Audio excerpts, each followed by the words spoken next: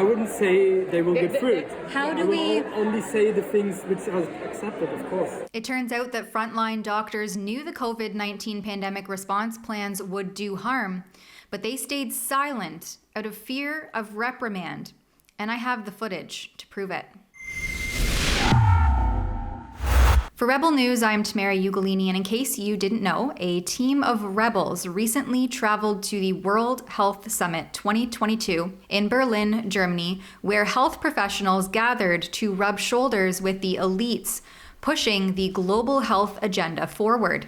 The global accord now being negotiated will underpin the global approach to epidemics and pandemics for decades and maybe even centuries to come. And that's why we call it generational agreement. The summit is a 3-day globocrat conference sponsored heavily by the pharmaceutical lobby and its corporate consultants, which is complemented by the involvement of supposed philanthropists and non-state actors such as Bill Gates and McKinsey Consulting, who have special interests in manufacturing global health outcomes. We were on the scene for the full 3 days to gather an insider's glimpse into this conference riddled with non-state actors to see what was being discussed and what people within the health sector truly thought of the COVID-19 response. In these clips, I am going to share with you the thoughts that were shared with my colleague and myself, Alexa Lavoie, by an ICU doctor working on the ground in Berlin. The report was only made possible through your generous donations and support at rebelwho.com.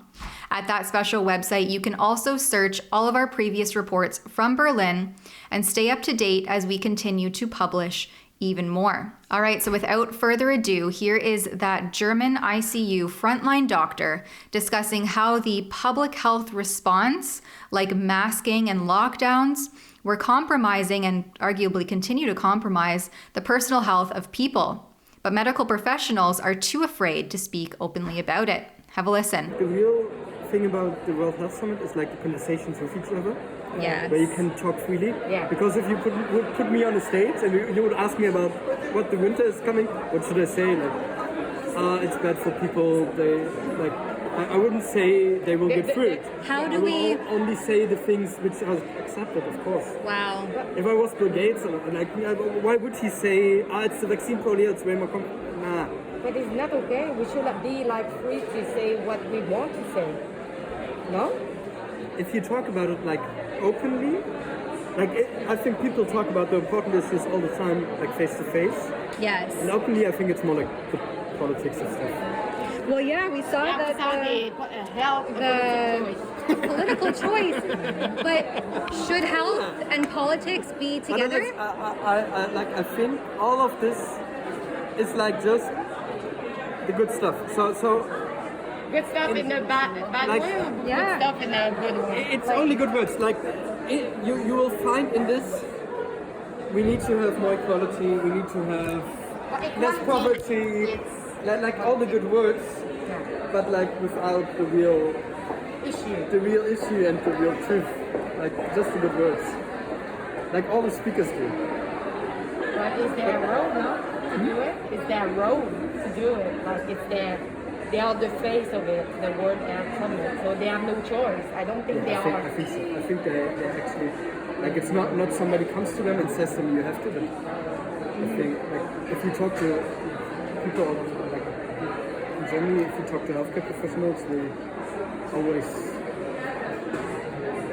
I think we're pretty honest to each other. Not only does he know that the various conferences are politically driven, but he even acknowledges that they're fluffy, surface-scratching discussions, not in-depth analysis of real on-the-ground issues affecting various sectors of populations globally. And maybe doctors are honest to each other behind closed doors, but they certainly didn't come forward with any of these concerns out of a fear of being smeared, silenced, censored, and of course, having their jobs taken from them. So we ask him how this might be able to be corrected. Check it out. How do we talk this through for the next time? What's the right strategy? Because this seems like it was not done well. Yeah. But they don't talk about it again.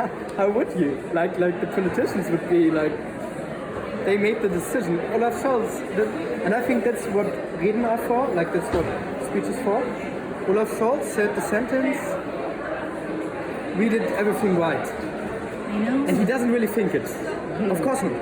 But he just says it so everyone knows, okay, our Bundeschancellor doesn't want to talk about it because it's bad for his political career. So again, what was driving the COVID response plans then? Evidence-based medical science or political science? Here's what the doc thinks. Politicians say doctors made those choices. I don't think so.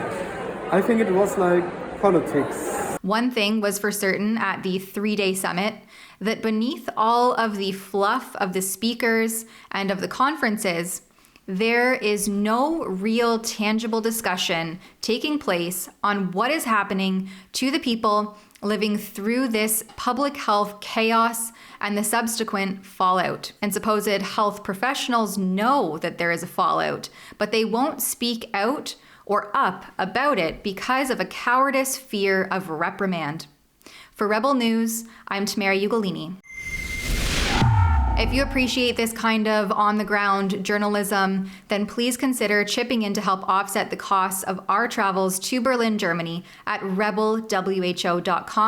At that website, you can stay up to date with all of our previous reports and continue to see the ones that we have coming down the pike. That's rebelwho.com.